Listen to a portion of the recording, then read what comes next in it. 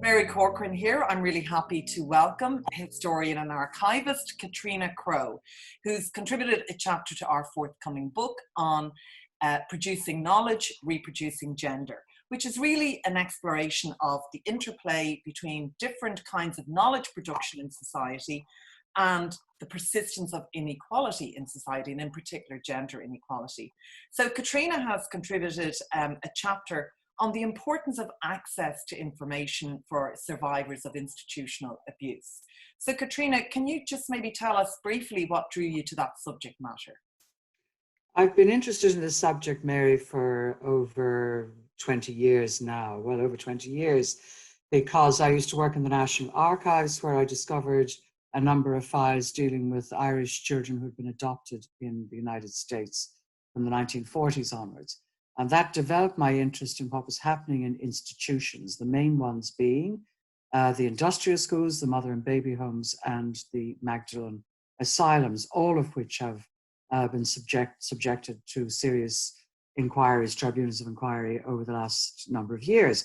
But one of the reason I was interested and delighted to be asked to write a chapter for this wonderful book was that one of the real issues that is outstanding is access to information for survivors from the agencies that ran these institutions. Those agencies were overwhelmingly Catholic congregations, one or two Protestant ones, but mostly Catholic. And they have had a dreadful record in terms of allowing people to have access to their own information, which is number one and the priority, but secondly, allowing the nation and the scholars thereof to have access to this information, to see how deeply the church penetrated into Irish society and ran these institutions and many other things, some for good, some for bad.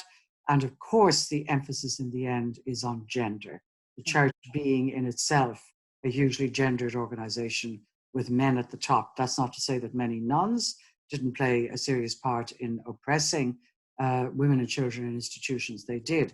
But it is very much a gendered issue, and it is now a gendered issue of the preservation of secret information that rightly belongs both to the survivors and to the state. Okay, thanks a lot for that, Catriona. And I'm really glad that you mentioned that whole notion of the power dynamic that runs through the church and the theocracy that we all lived under, because in a way that's one of the key themes of the book, is trying to explore power dynamics in different social domains.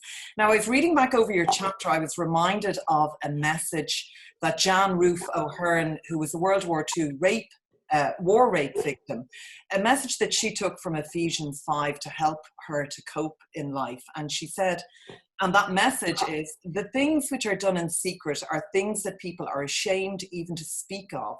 But anything exposed by the light will be illuminated, and anything illuminated turns into light. Are you hopeful that now, Catriona, in this day and age in Ireland, that we are becoming better at shining lights into dark corners?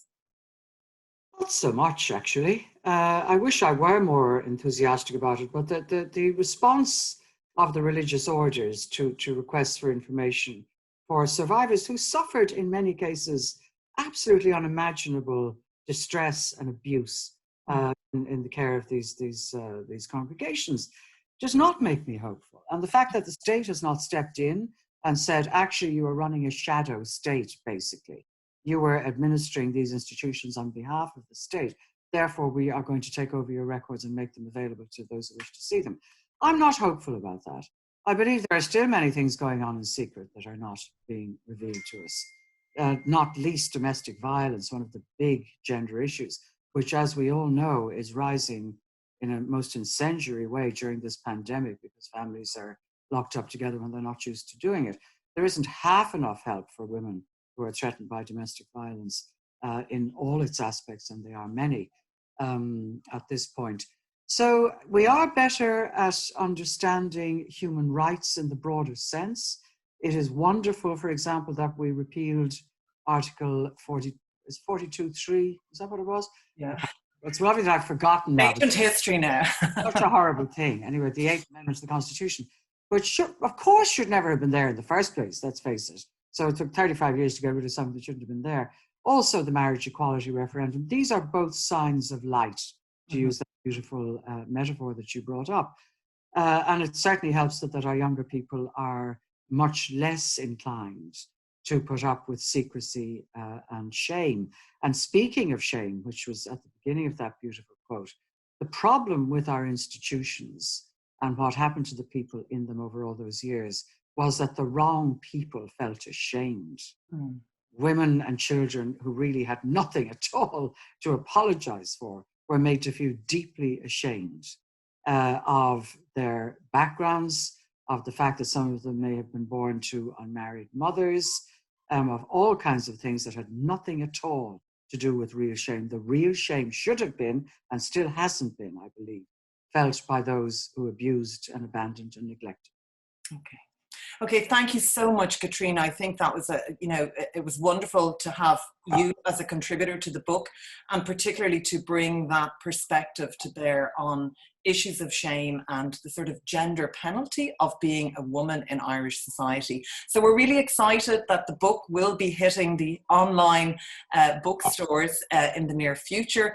And again, thank you to Catriona and to my co-editor, Dr. Pauline Cullen, for contributing to the Producing Knowledge, Reproducing Gender. Thank you so much. Thank you, Mary. Lovely to be with you.